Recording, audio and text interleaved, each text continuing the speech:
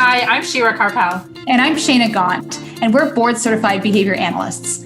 At AntiABA, we provide practical resources, community, and support to ABA professionals. In each episode of our podcast, we will be having real conversations with real people, sharing real stories about ABA.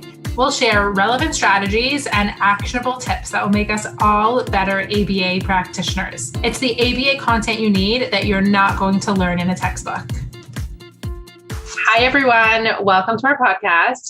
For today's episode, we have Summer Mingo, and she is the co-founder and co-owner of the South Georgia Behavior Associates. We got in touch actually through social media because as one of our followers, we were having a conversation about something specific, and Summer let me know that she was an autistic BCBA. And I thought, wow, that sounds really intriguing. And I thought she would have a lot to share on the topic, and it turns out that she does.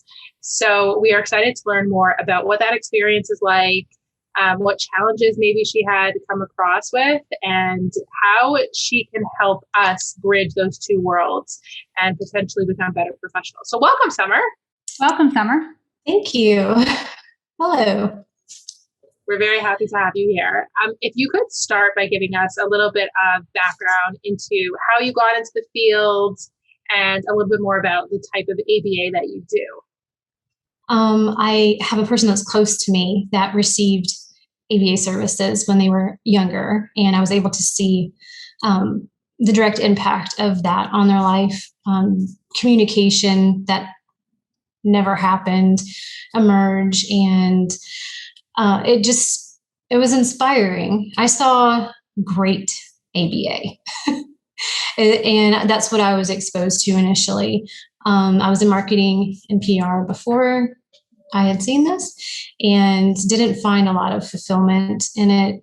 It was just like there's always another project, it's just a hamster wheel of create. And if you're a creative, sometimes you can get kind of stuck in that. So seeing that there was a profession that helped families, I don't know. That brought me here. I am a co-owner of a small firm. And when I say small, there's two of us. So 2 BCBAs, and we do it all. So in terms of what I do, direct, the programming side, parent collaboration, but a huge value that we hold is to work on building systems and environments around our families. So exposing them to other therapies that they didn't know they had access to, finding ways to get kids in sports, support for the parents, family counseling if they need it. So being that kind of resource for them, knowing that we're from this community and we're tight-knit here. So it's easy for us to make those contacts as well if the parents don't have the time or can't. So a flip side of that is we do involve parents and them heavily in our service model, because we'd like to plan for generalization out the gate. And I know that can be hard for parents at times, but it is a value that we hold tightly, because we want to work ourselves out of a job quickly so we can keep serving. And the cool thing is we've aligned our values to some of the task lists. So if you look at H3 on the task list, I know this sounds super dorky, but I wish I knew what H3 was, but I'm curious to hear what it is. You recommend intervention goals based on client preferences and their supporting environments and social validity and constraints. And so our programming is very client-centered or person-centric. So it doesn't look like a lot of filled boxes. It's very, that way. So in H9 is collaborate with others who support and provide services to our clients. So that's also been huge for us, because we've been able to expand our repertoire of knowledge by doing that, and kind of make it behavior analytic in terms of breaking it down and teaching these things, because it's just kind of who we both are. We kind of met each other and we're like, okay, this is what we're doing. I love that though. And I love that pushes for individualization. Oftentimes when, families get a diagnosis, it can be very tough on a family. And, then they go somewhere or they go to, an organization where they're saying, okay, well, your kid really is just an assessment. Not that organizations are saying that, but it appears to be like that, right? That perception from a family is, well, your kid's just another number for me and your kid fits into this assessment and we're going to teach to these boxes and we're going to check. Okay, now your kid's checked off these boxes. See you later. Bye. And I'm really minimalizing that and I shouldn't. And I apologize for that to anyone who is doing similar version of that. But, as a parent, and really looking at, wow, like if I had just gotten a diagnosis, first of all, that diagnosis can be difficult to deal with if you don't know what autism is. So being able to go to somebody and that somebody is in ABA, but also recommending what's right for my family. So it's not just about, oh, I need to check off these boxes or I need to teach this, but oh, you guys are a sports-oriented family. Have you heard of these sports programs? I love that. Can you tell me more about stuff like that? Yes. So here locally, we have a really awesome autism support locally. It's called FAST. It's Families Autism Support Team. And there's a Miracle League here as well. So some of the very first things I do with parent collaboration meeting, which happens within the first week, is give them the resources, get these Facebook pages, get them signed up in some of because they meet other parents, right? And that too is huge. When you go to an event and all of the children there are either autistic or siblings of autistic. So there's this level of understanding and your therapist isn't there and other people aren't there. It's just, these families. And that's been huge because some people had no clue that they even exist. That's one of the resources that we immediately refer out to, and then different speech and OT therapies because, I know no one wants to talk about it. Sensory is a thing. It is a thing. It is, and we are not trained in that. So I love collaborating with OTs and getting these kids like what they need so I can shape, functionally appropriate, not appropriate, I hate that word, but functionally appropriate replacements for these sensory type of needs. Okay, tell us more about why you hate the word appropriate, because I think that's used a lot. Oh God, appropriate for who, right? So like you talk and we're having an appropriate conversation, but say I meet you at Applebee's for a drink, like that wouldn't be the same, I'm sure. So in what context and for who? So to me, appropriate means rote responding to what the client what the therapist determines is. Functionally, situationally appropriate. Those are different. That is a context-based goal. And I typically try not to put appropriate in any of my plans, but if it has to be situate, like going to church and we have, there's going to be, that's where I would use it.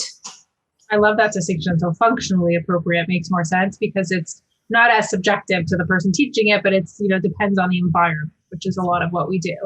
That's interesting. And I love how you explained when we spoke previously that you don't even employ RBTs, which I think for so many people in the field, what we do gets lost in the scaling nature, the scalable nature of our industry. And we just become the person who comes in with a computer and tells the RBT what to do, writes up some paperwork and leaves. And while that means that a lot more kids are getting access to treatment, which has its pros, there are so many cons to having a business that runs that way. And you've chosen to run your business very differently in that you don't employ RBTs. So how do you see the benefits of that?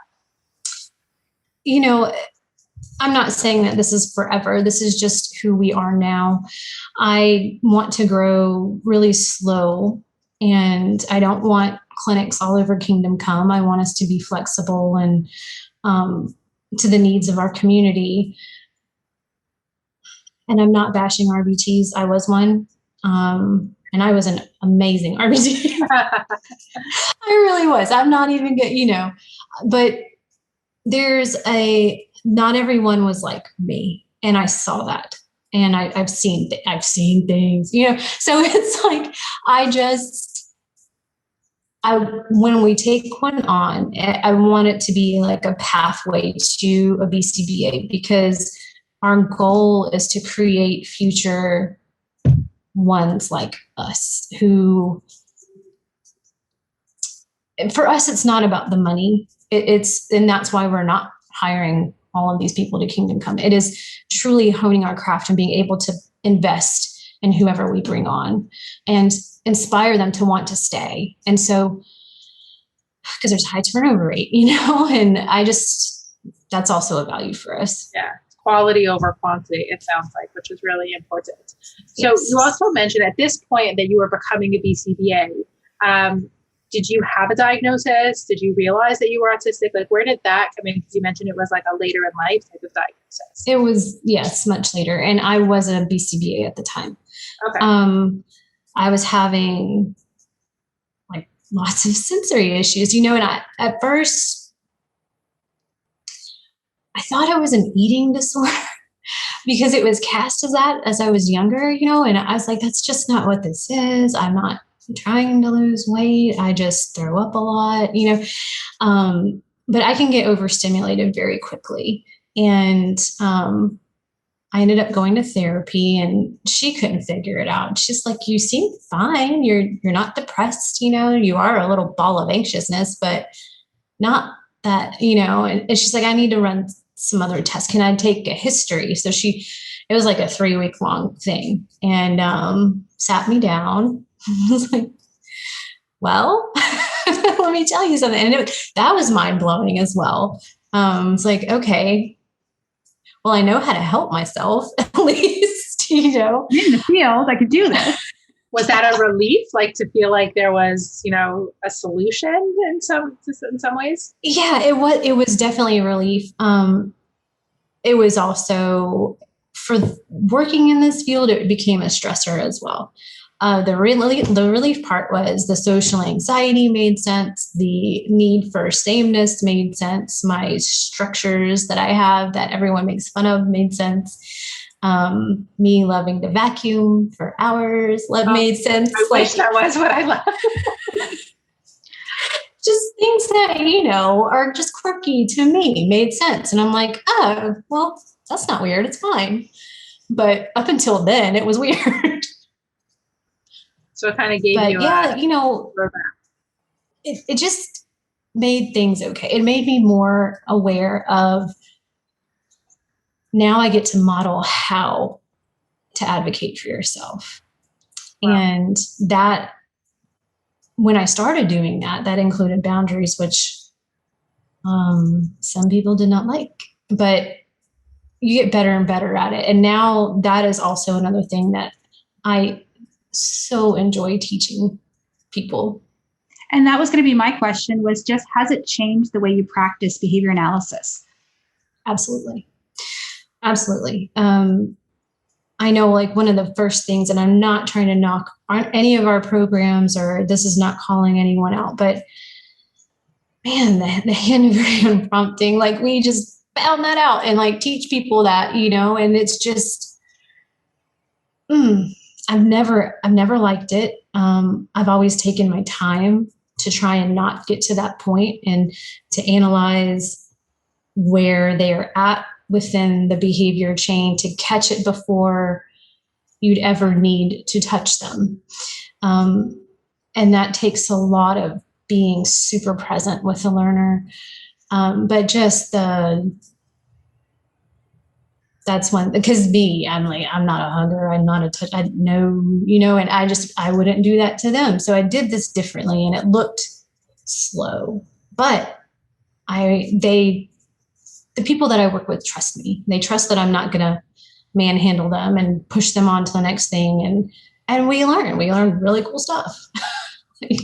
There's a lot of backlash out there right now in the autistic community that ABA is bad, it's evil, it teaches, people to have more anxiety. And I hear what they're saying. I mean, I've been in the field 25 years and I've seen a lot. I've probably done a lot without even knowing, naivety when I've gotten into the field. But at the same time, there are certain things that, I look at now and go, we really need to do that better. And one of those things, you mentioned hand over hand, but another one would be this whole idea of compliance, Yes. And teaching kids, when I say this, you need to do this within 3 seconds, et cetera, et cetera. What are your thoughts on that? And how can we get better? And how can we program differently?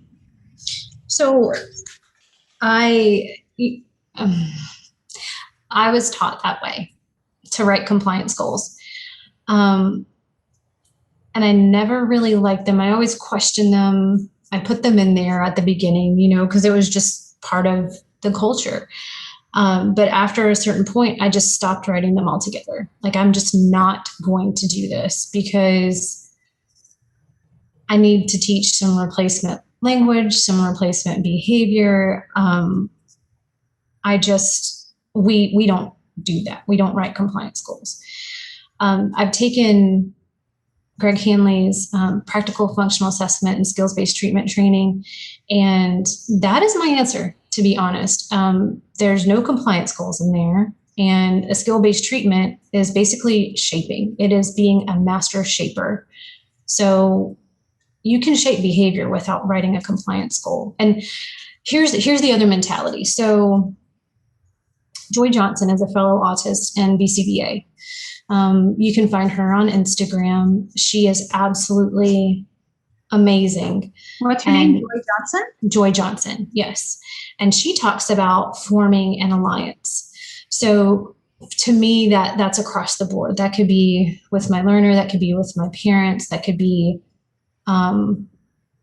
with other therapies, whatever that may be. But for her specifically, it's the person's client-centered. So if you form an alliance, who is in control in alliance? Everybody. Both are.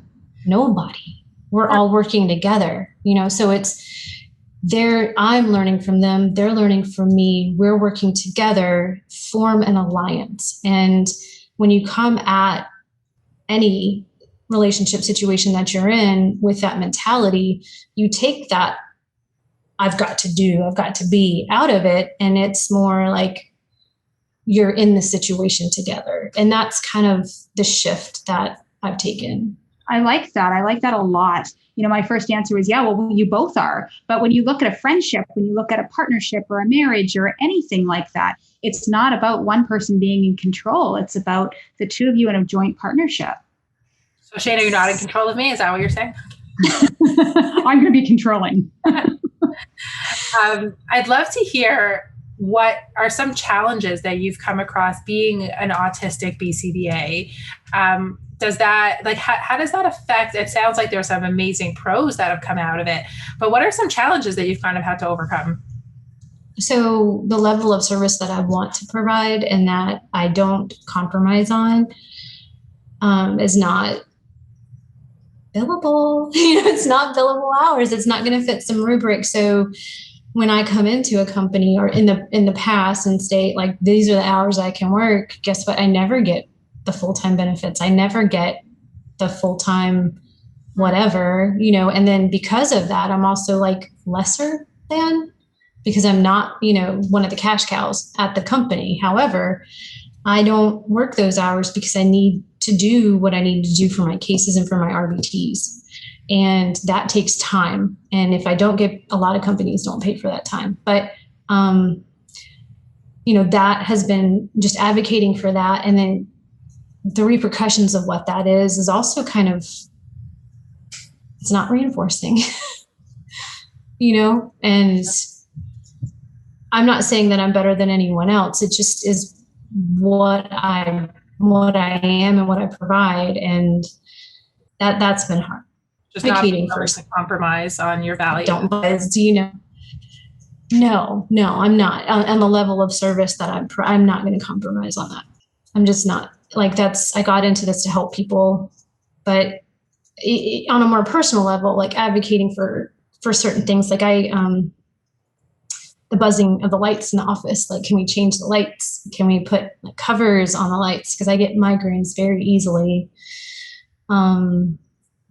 Just different things. And then people like, oh, I don't hear it, and I'm like, okay, well, here we go. I have to self-disclose again, just so I can get a different light bulb. And like,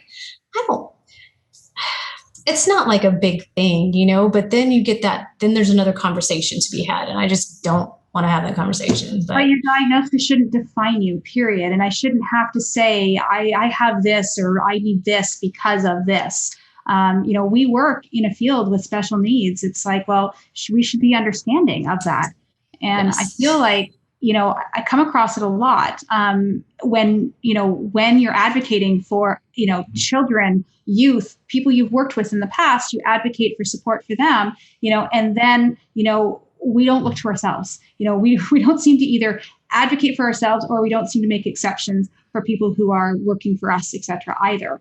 And that can be tough. As BCBAs, we teach flexibility, but we're not always flexible. Yes. It's ironic for sure.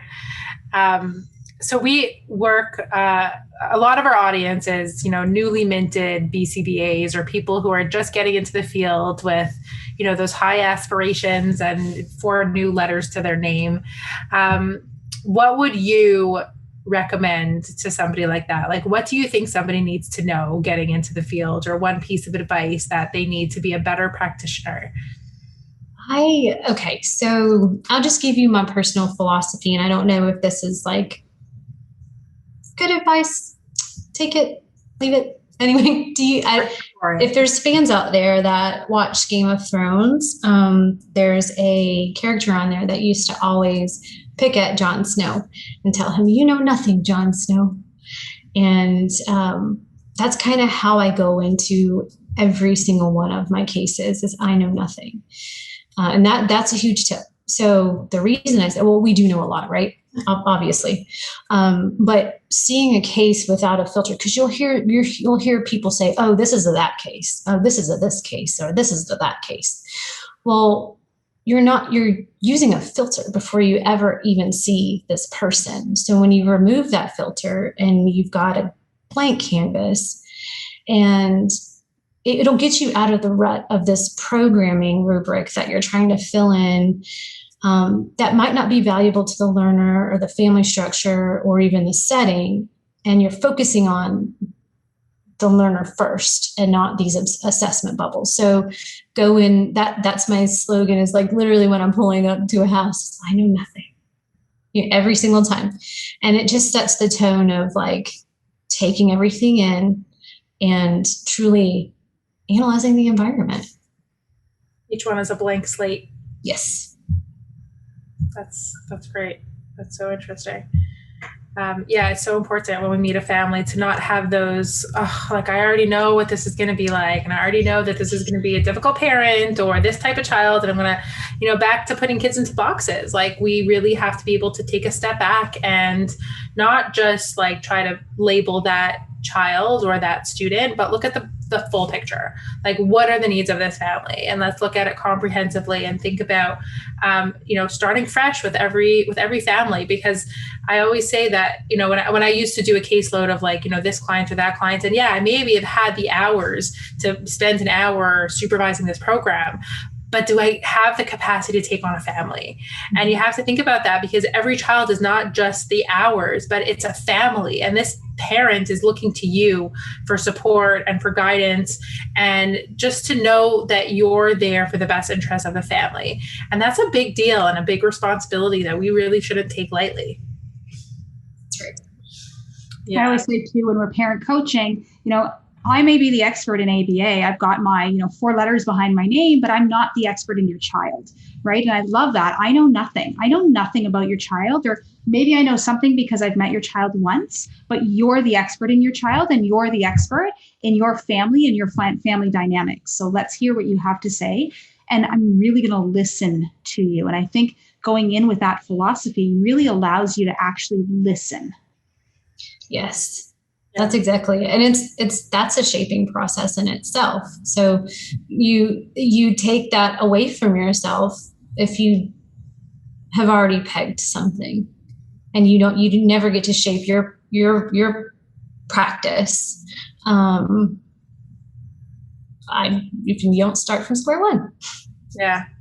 So there's been a lot recently about, anti-ABA and, the autistic community kind of coming up and having a voice about, legitimately things that we didn't do right as a field. And there's like a lot of back and forth about, well, we do better now, and there's good ABA and there's bad ABA. And where are you in those camps? Do you get involved in either? Like, how do you feel about that?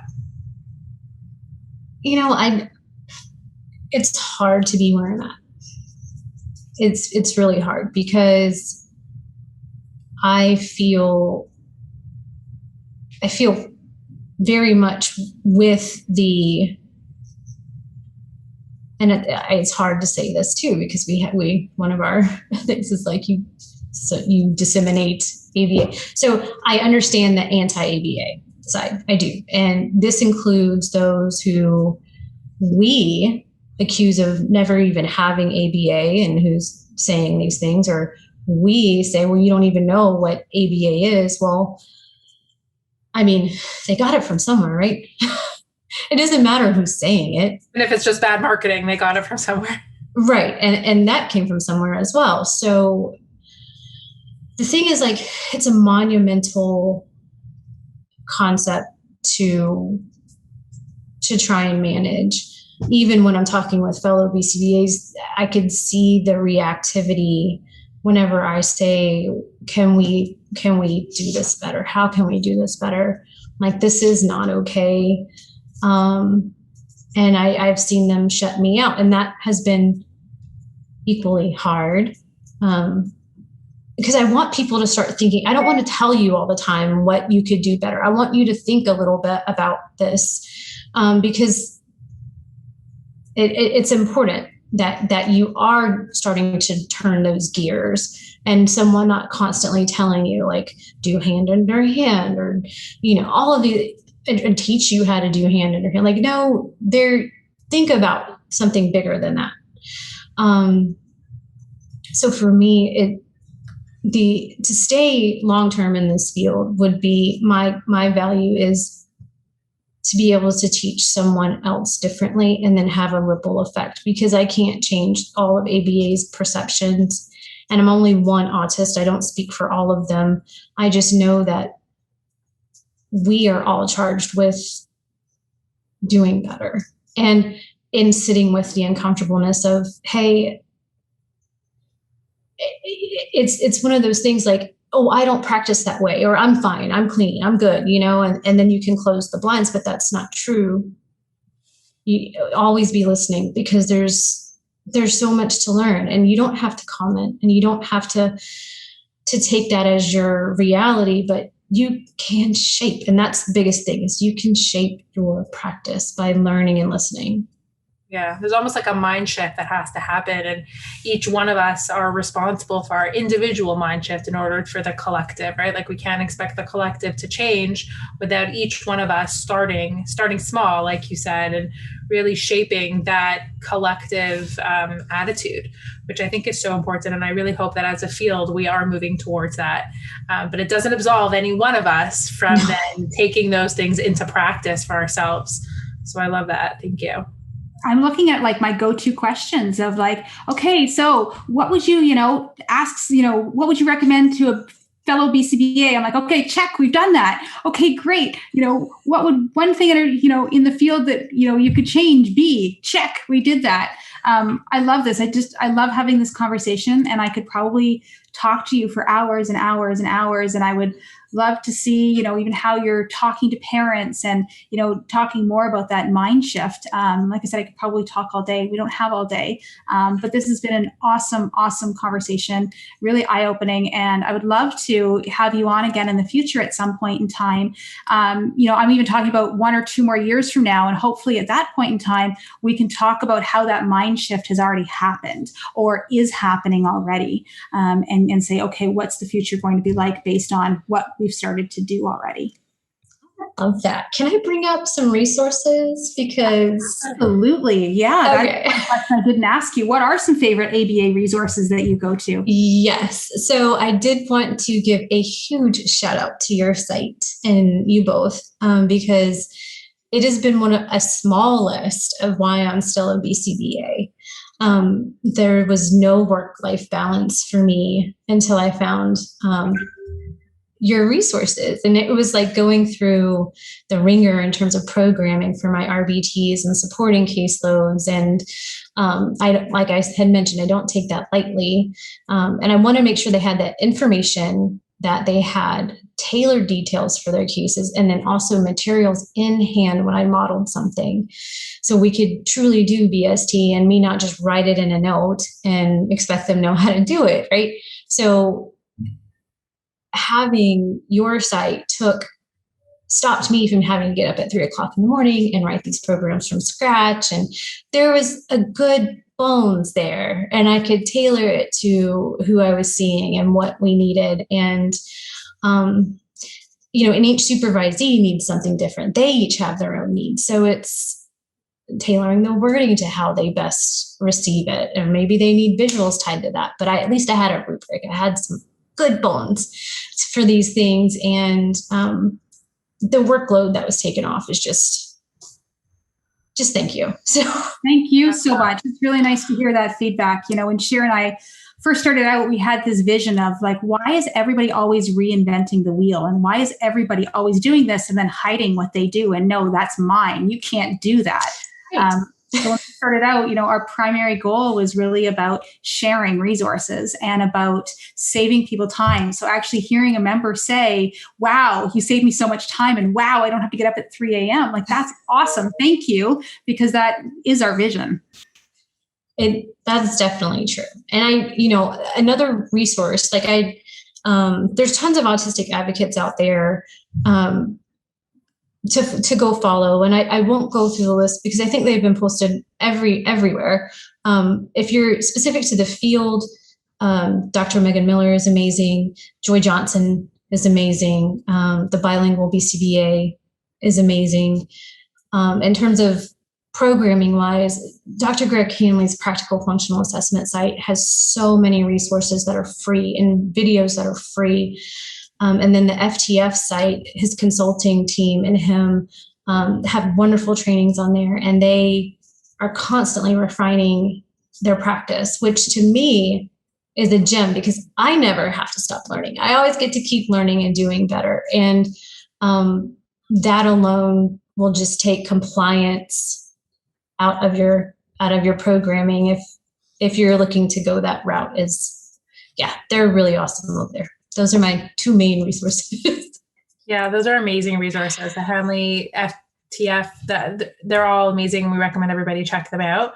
And Summer, I want to thank you for being here. I think your message was so important and impactful, and I'm so proud that we get to share it with the BCBA world.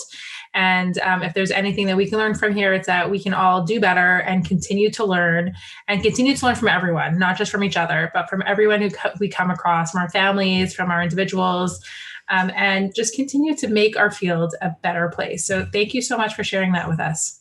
Thank you, ladies. Bye. Thanks for joining today's conversation. Wherever you get your podcast, please go and subscribe, rate, and review so others can find out about us too. For more from AntiABA, including free resources and ABA materials, visit our blog at howtoaba.com. And make sure that you're following us on social media for more practical tips and updates.